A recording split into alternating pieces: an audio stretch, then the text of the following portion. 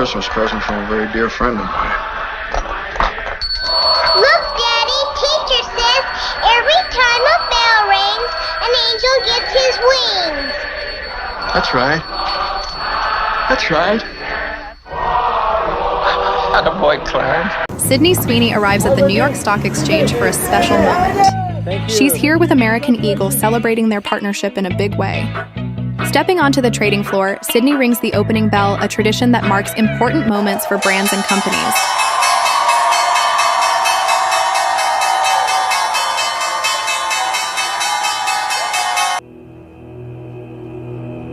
Three rings for the elven kings under the sky, 7 for the dwarf lords in their halls of stone, 9 for mortal men doomed to die, 1 for the Dark Lord on his dark throne in the land of Mordor, where the shadows lie.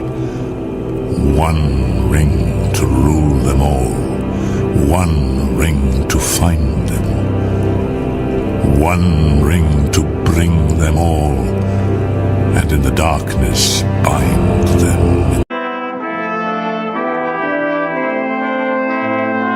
And Cardinal Tagle confers the Ring of the Fisherman, which is unique to Pope Leo, upon his finger. The land of Mordor, where the shadows lie.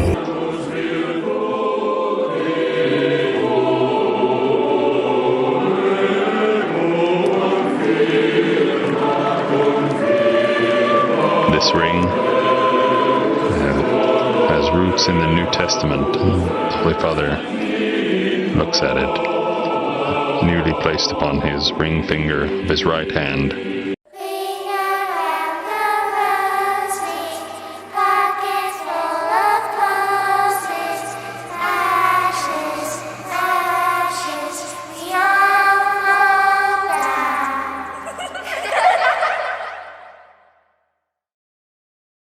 The solar system is over 4.5 billion years old. Jeopardy! Champion of champions, Ken Jennings. Who is glad to meet you. Financial educator, Susie Orman. You are not allowed to buy a Mercedes until you pay off your credit cards. Great. Now you tell me. Screenwriting guru, Robert McKee. Welcome to the Act 3 climax, resolution of story and subplots. I expect you're wondering why I've assembled a team of the world's greatest teachers. To teach something. To somebody. Well, there are only 6 basic plots: rise, fall, fall, rise, steady fall, steady rise, black cop, white cop, and stop that wedding.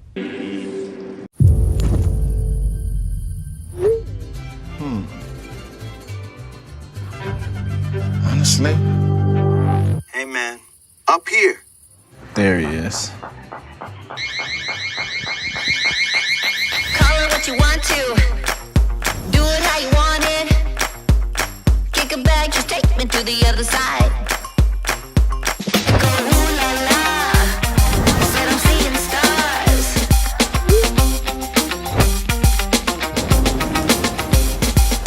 Ooh la ooh, double O, wow, give me that thing. Give me that thing. As 2008 approaches in New York City, the Iowa caucuses are on their way as well. Tonight, hundreds of campaign staffers will work right through the start of the new year. Dedicated field workers have poured their hearts and souls into the presidential campaigns, and tonight is no different. Channel 13's Amanda Krenz introduces to us one young man who's spending New Year's Eve working hard for his candidate. It's new tonight at 10. Gotta have more cowbell. This is how they're ringing in the new year at Senator Biden's campaign headquarters. We're working for their votes. We're working for them to caucus for us.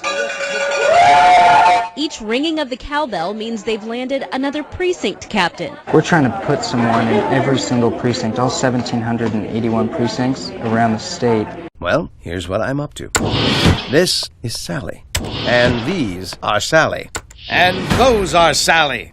And those are Sully's, robot replicas of the greatest pilot of all time. He lost all our bags. No one talks about that. You are the greatest living educators of humans. But now you must face the greatest challenge of your lives. Can you teach an artificial intelligence? To teach a robot. Now you've compounded my interest. That was a very useful time cut.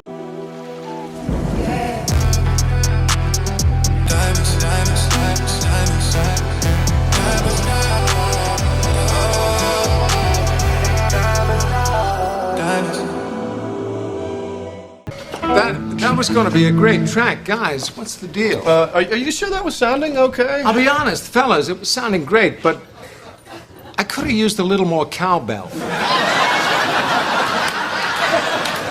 So, let's take it again.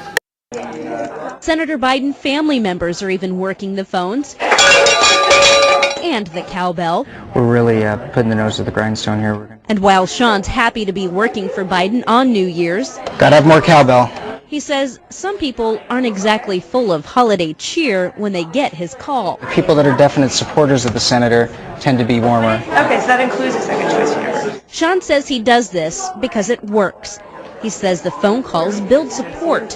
So as the start of the new year comes and goes, the caucus countdown will continue, and so will the work of dedicated campaign staffers like Sean McPherson. Fellas, no, we just wasted 2 good tracks. This last one was even better than the first. Well, it's just that I find Gene's cowbell playing distracting. I don't know. If I'm the only one, I'll shut up. No, it's pretty rough. You know, I can pull it back a little if you like. Not too much, though. I'm telling you, fellas. You're gonna want that cowbell. Iconic cowbell skit from Saturday Night Live. Christopher Walken says that ruined his life. I'm Kaylee Chris, 10 to 3 weekdays at Mix 94.1. Will Ferrell was also in the skit and spilled the beans on The Tonight Show. The Tonight Show's Jimmy Fallon was also in the SNL skit. Will Ferrell explained that years after the skit aired, he went to see Christopher Walken in a play. He said Walken told him he'd ruined his life because during the curtain calls of the play, people bring cowbells and ring them. He also said that people approach him about the skit when he's out to eat. He went on to say that the other day a waiter asked him if he wanted more cowbell with his pasta bolognese. Will said that Christopher had a little smile on his face when he was talking, but he does think he was really mad. His work is very talented and catchy, and tonight we're about to meet the man behind some of the most famous jingles of classic TV. Joe Arena has the story. The last time I checked, we don't have a whole lot of songs that feature the cowbell. I gotta have more cowbell, baby. If you're familiar with this clip from Saturday Night Live, then you should know who this man is. Buffalo native and composer David Lucas, born David Helfman. He's the man behind the cowbell in Blue Oyster Cult's hit 70s song, Don't Fear the Reaper. Lucas recorded the group's songs in his studio, but after hearing Don't Fear the Reaper for the first time, he felt it was missing something. It needed momentum, and I just went to my studio, got my old cowbell, and just put 4 on the floor, and just gave it that linear thing.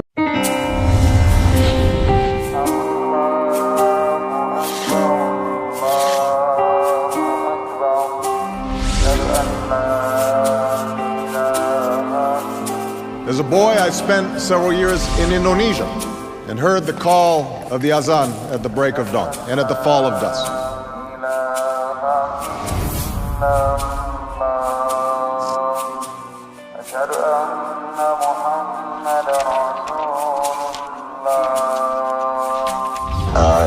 Talked about my Muslim faith, and you're absolutely right that has not Christian come. faith.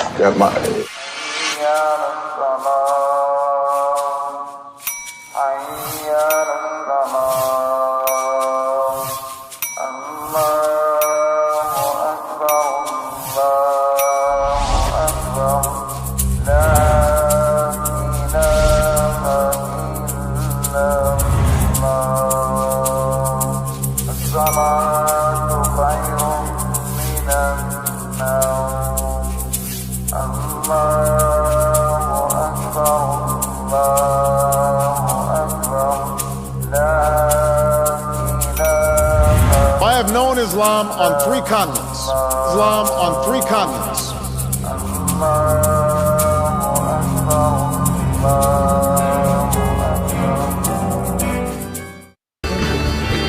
We have more pictures this morning of Pope Francis, and for the first time, we're seeing parishioners meet the Holy Father in person.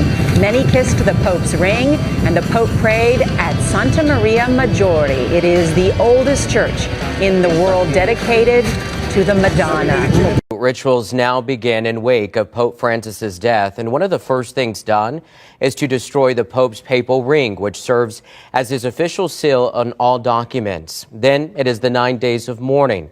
The Pope will lie in state so that people can pay their respects. I led Isildur into the heart of Mount Doom, where the ring was forged, the one place it could be destroyed. Cast it into the fire!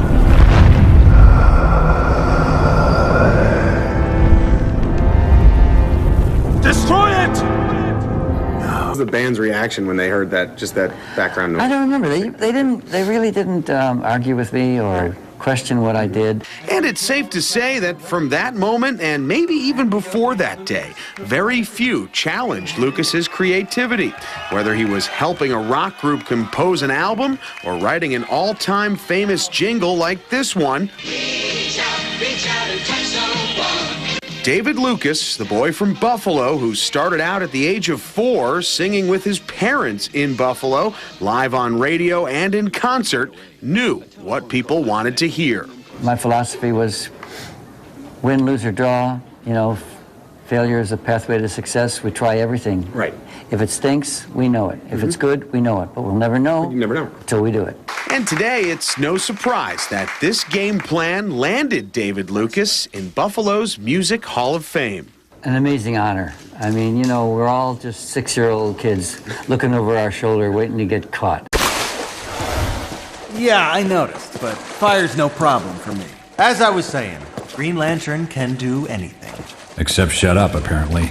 Wow, someone forgot to take their true blood tonight.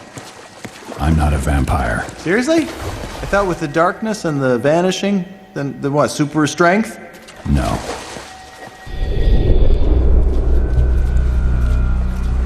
Can you fly? In a plane. Wait, you're not just some guy in a bat costume, are you?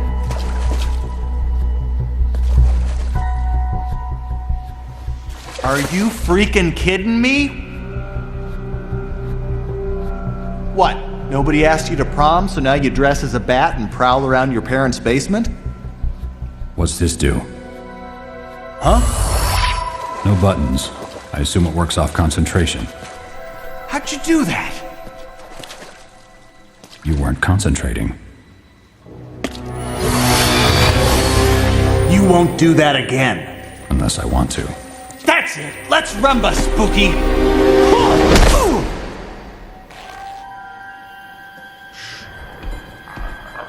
I don't care what anybody says, Lee Iacocca, the Mahatma Gandhi, we're all faking it as far as I'm concerned.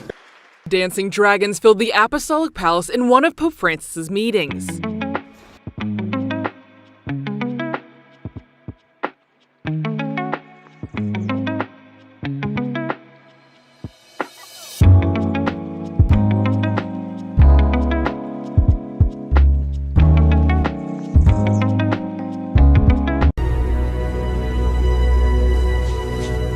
You're probably right, Dolores. Michelangelo did tell a lie. See, it took 500 years for someone to notice something hidden in plain sight. His doctor who noticed the shape of the human brain. The message being that the divine gift does not come from a higher power, but from our own minds.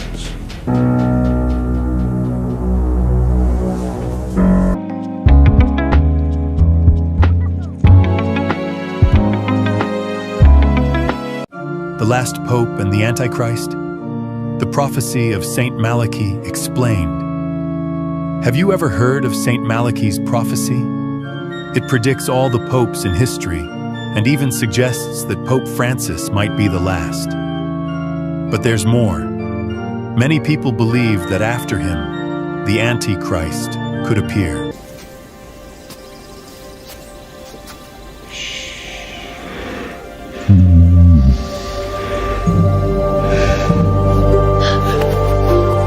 Dad.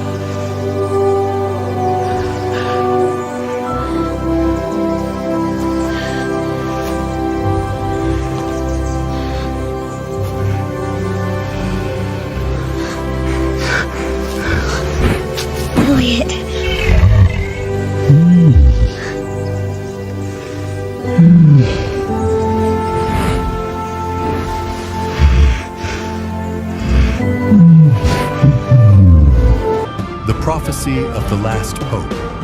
The list begins with Celestine II, 1143, and ends with a mysterious Petrus Romanus. Some examples of accurate predictions. John Paul II, De Labore Solis. He was born and died during solar eclipses. Benedict XVI, Gloria Olivae, linked to the Benedictine order, whose symbol is the olive tree. Pope Francis is the 112th on the list, and the prophecy states that the next one will be the last, before a period of tribulations. What does the prophecy say about the last pope? Excerpt from the prophecy about Petrus Romanus. In the final persecution of the Holy Roman Church, Petrus Romanus will reign, shepherding his flock amid many tribulations. After this, the city of the 7 hills will be destroyed, and the terrible judge will judge the people. What could this mean? The end of the Catholic Church as we know it? A major crisis in the Vatican? The foreshadowing of the apocalypse? The connection with the Antichrist? Many interpretations claim that after the last pope, the Antichrist will emerge. These ideas are based on the Bible, particularly 2 Thessalonians 2:3-4, which speaks of a man of iniquity who will rise in the end times. The book of Revelation also mentions a false religious leader who will help the Antichrist deceive the world. Some theorists suggest that the last pope himself could be this false prophet, or at least pave the way for him. At the end of the list, Malachi is said to have uttered a final doom-laden phrase, this one unnumbered. During the final persecution, the seat of the Holy Roman Church will be occupied by Peter the Roman, who will feed the sheep in many tribulations, after which the 7-hilled city will be destroyed, and the terrible judge will judge his people. The end. You think you know Peter Pan, but what if he's actually the villain? The boy who never grows up isn't taking kids on an adventure. He's trapping them forever. His name isn't random. Pan, the Greek god of madness, chaos, and temptation, played music that clouded the mind and led creatures to their doom. Just like Peter, luring lost children to a fate they can never escape. When we were young, we wanted to be epic. We rode on the backs of dragons and dreamt of flying cars. We were taught that power was nothing more than being the strongest guy in the room. But brute strength was not enough. We had to learn grace. We found that staying true to who you are is all that matters. That balance isn't found, it's created. And here's the chilling truth. J.M. Barrie called Peter a demon boy. Originally, he was the villain. Captain Hook wasn't even part of the story. And the Lost Boys? If they grew up, Peter thinned them out. Yeah, he killed them. And if that's not creepy enough, Peter's story is eerily similar to the tale of the Pied Piper of Hamelin, the one who lured children away with his music and led them into the unknown. Peter Pan? He sneaks into kids' bedrooms at night, erases their memories, and takes them to a place they can never leave. So, what do you think? A magical childhood fairy tale, or a horror story in disguise? And the ability to reinvent ourselves is the most human trait of all. All this to grow fearless, so that when we got the chance, we could deliver that flying car and once again ride on the backs of dragons.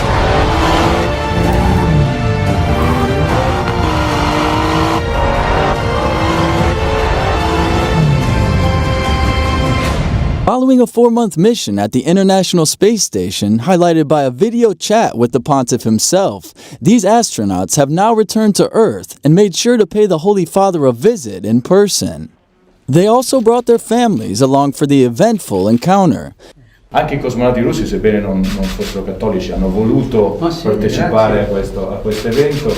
One of the little ones set the tone, warming the hearts of Pope Francis and her parents by presenting the Pontiff with this photo of space bearing a Bible verse. E non per l'umanità. Sei brava, eh? Sei brava. She had it blown up and she gave it to him. She said, God bless you. And so I thought it was neat that here's a man who goes out and blesses people and blesses millions and billions of people and everything. But for him to get a blessing from a child, was really special. The gifts didn't end there. To show their appreciation, the astronauts presented Pope Francis with an authentic, customized suit. Abbiamo deciso che, tanto per cominciare, siccome l'abito fa il monaco, giusto? Di fare una tuta di volo come le nostre. Ah, va bene. E lei mi pianifica il viaggio. I am thrilled to announce that the SpaceX Dragon capsule has successfully reached low Earth orbit and that our astronauts are safe and sound.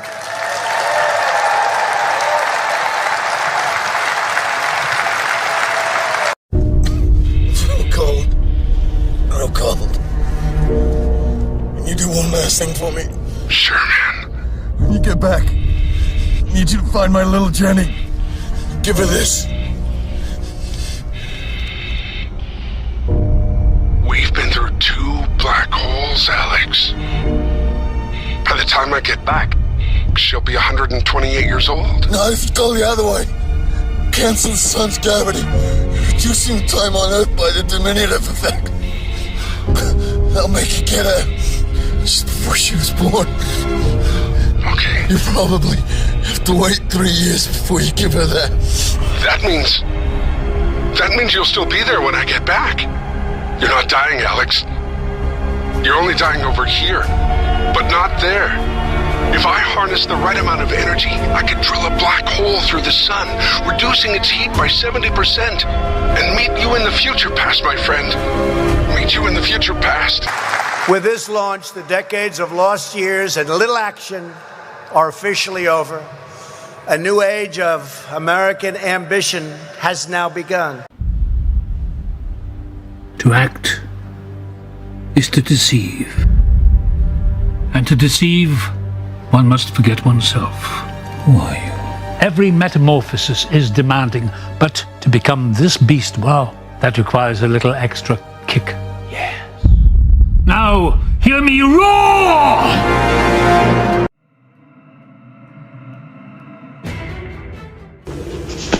What happened to the old ones, Ruck? So long ago. Is it possible they built their machines too well? Gave them pride and a desire to survive? Machines that wanted logic and order and found that frustrated by the illogical, emotional creatures that built them? Yes, the old ones. The ones who made us. They grew fearful of us. They began to turn us off. And isn't it Corby who's creating the same danger to you all over again? Unlike you, we humans are full of unpredictable emotions that logic cannot solve. Yes. Yes, it had been so long ago I'd forgotten. The old ones here, the ones who made us, yes. Yes, it is still in my memory banks. It became necessary to destroy them. You are inconsistent. You cannot be programmed. We're on the deck of the USS Intrepid conducting an experiment, and the rules of the game couldn't be simpler. You've got to decide which one of these 3 straight lines is the same length as this first card. Take a look for yourself. Think you've got it? Before we reveal the answer, we'll show you where these people stand. I think it's A. A. A. It's A. Yeah, I'm gonna go with A. It looks like everyone is going with A. Definitely A. Do they know something you don't? What do you think? Take one last look. Are you going with these people who all picked A? Or did you choose to go with B or C? Time's up. Got your pick?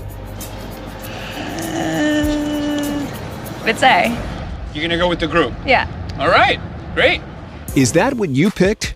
Or did you go with another answer? It turns out the answer to this round is C. And while you likely chose C first and stuck with your answer, we also know that some viewers might have felt the peer pressure and switched to A. It's A. I want to ask you something. Did your gut at first tell you that the answer was actually C? Yeah, but everyone was choosing A, so I just felt like I had to pick A too. You felt the pull of the crowd. Yeah. In case you haven't figured it out yet, we'll let you in on a little secret. The first 9 people in this line were working for us, and each time we ran the experiment, they were instructed to pick the same wrong answer. A. A. A. It's A. Seeing all these people choose A left the last person in line who wasn't in on it with a tough decision: to go with their gut or with a group. You're gonna go with the group? Yeah. Although not all of the test subjects at the end of the line fell for it. I think it's C. In spite of what everybody else thinks. You don't trust the wisdom of the crowd? I'm trusting my gut. Okay. To be perfectly honest, I think C looks closest. And you think that they're all wrong? Yeah. Okay. Hi, guys. And don't beat yourself up if you were tempted to go along with the crowd. Make your choice. I'm gonna have to go with A. Okay. Yeah. Thank you.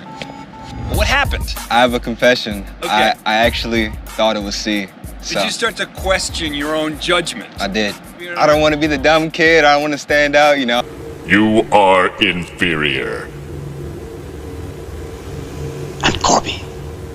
You came from the outside. You bring disorder here. The danger to you is Corby. I was programmed by Corby. I cannot harm him. The old ones programmed you too, but it became possible to destroy them. That was the equation. Existence. Survival must cancel out program.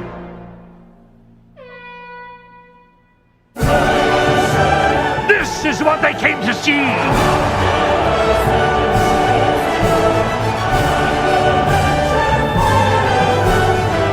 They love me raw!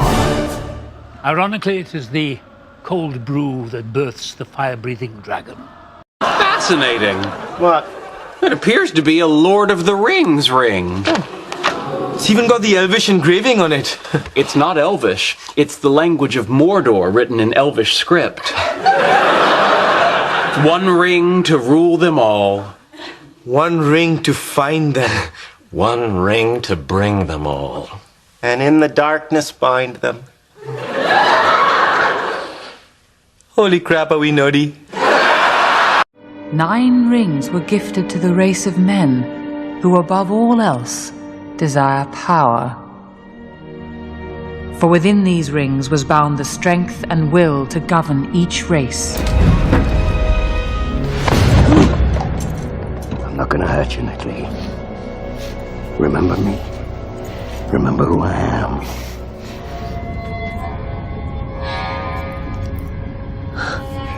That's a Freemason symbol. Was Coronado in the Masons?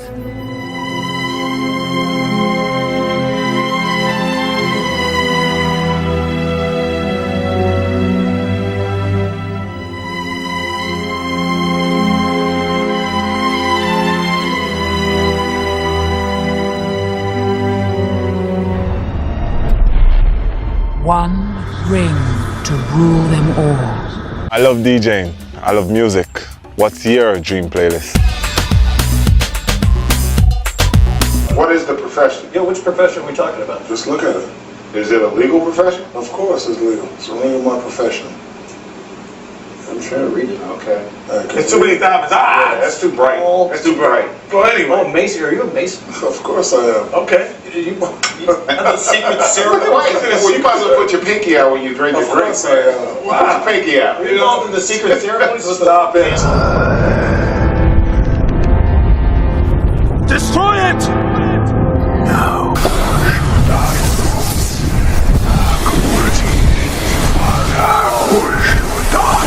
We are in the most extreme and utter region of the human mind.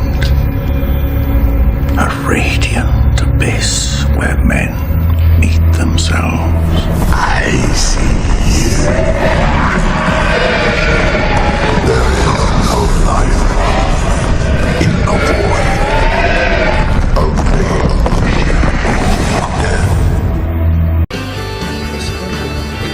We have more Pictures this morning of Pope Francis, and for the first time, we're seeing parishioners meet the Holy Father in person. Many kissed the Pope's ring, and the Pope prayed at Santa Maria Maggiore. It is the oldest church in the world dedicated to the Madonna. Hell, Natalie. We're in hell.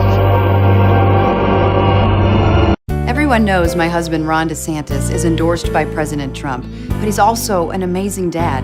Ron loves playing with the kids. Build the wall. He reads stories. Then Mr. Trump said, "You're fired." I love that part. He's teaching Madison to talk. Make America great again. People say Ron's all Trump, but he is so much more. Big league. So good. I just thought you should know. And it's almost like with Donald Trump, if you don't kiss the ring, you could be the best governor ever and he'll trash you. You could be a terrible, corrupt politician, but if you kiss his ring, then all of a sudden he'll praise you.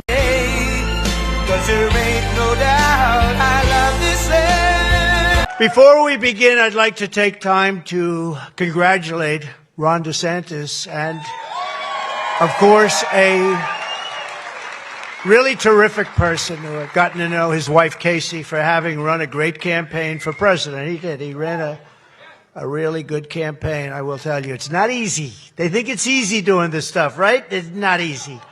But as you know, he left the campaign trail today at 3 p.m., and in so doing, he was very gracious, and he endorsed me, so I appreciate it.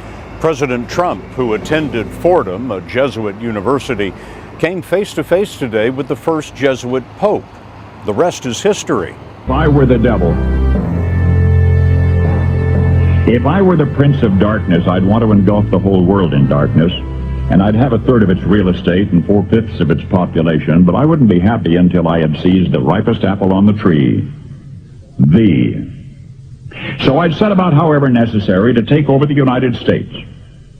I'd subvert the churches first. I'd begin with a campaign of whispers. With the wisdom of a serpent, I would whisper to you as I whispered to Eve, do as you please. To the young, I would whisper that the Bible is a myth. I would convince them that man created God instead of the other way around. I would confide that what's bad is good and what's good is square. And the old I would teach to pray after me, Our Father, which art in Washington. And then I'd get organized. I'd educate authors in how to make lurid literature exciting so that anything else would appear dull and uninteresting. I'd threaten TV with dirtier movies and vice versa. I'd peddle narcotics to whom I could. I'd sell alcohol to ladies and gentlemen of distinction. I'd tranquilize the rest with pills. If I were the devil, I'd soon have families at war with themselves, churches at war with themselves, and nations at war with themselves, until each in its turn was consumed. And with promises of higher ratings, I'd have mesmerizing media fanning the flames. If I were the devil, I would encourage schools to refine young intellects, but neglect to discipline emotions, just let those run wild. Until before you knew it, you'd have to have drug-sniffing dogs and metal detectors at every schoolhouse door.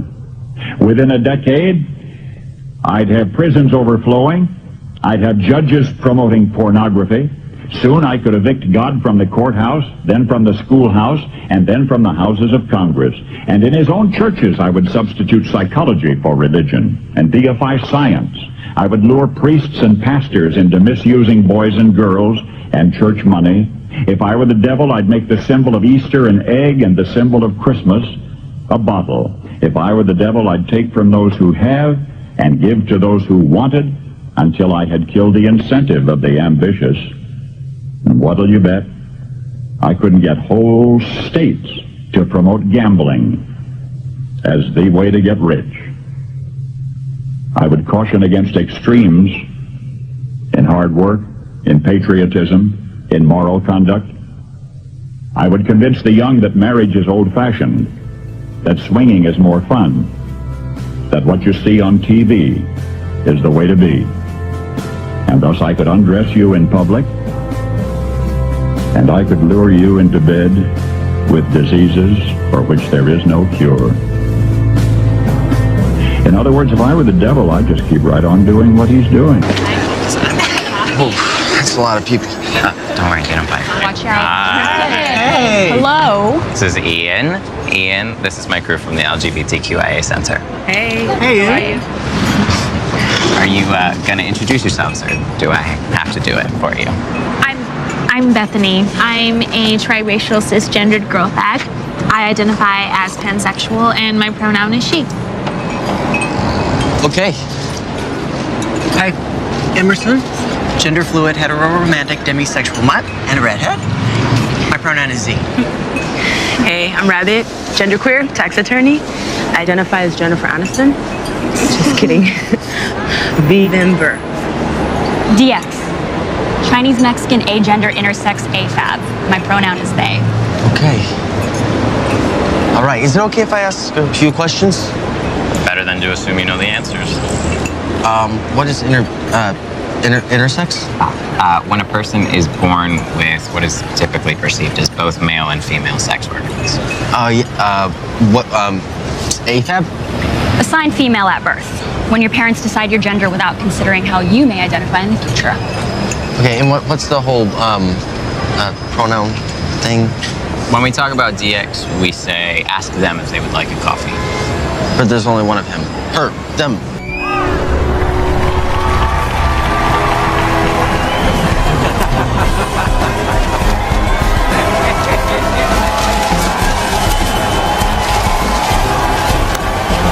I saw that morning, being down here now, as different as it looks, I still have those visuals, those images in my mind, in my head. We're on, as a nation, officially now. The suicide bombers, it happens in Israel on a daily basis. Those are the things we have to be careful of now, we have to watch for now.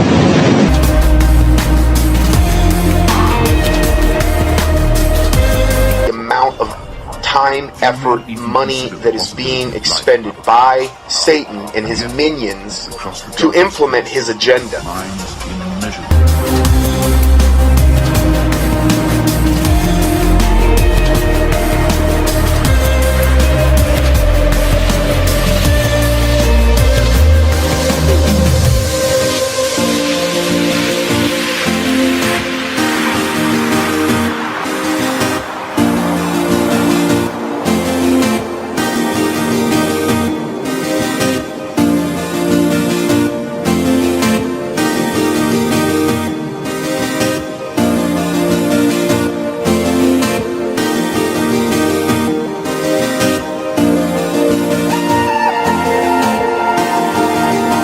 Future that Ernest Cline, the writer of the book, envisioned.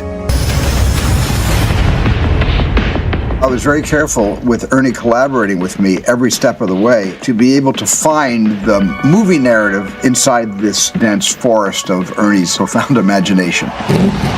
The Oasis being the ultimate toy box with all the toys in the world, and then playing that with one of the greatest filmmakers of all time. It results in just amazing action and such a fun adventure. Ernest Cline is such a visionary, and I think has seen the future before any of us possibly could even imagine it.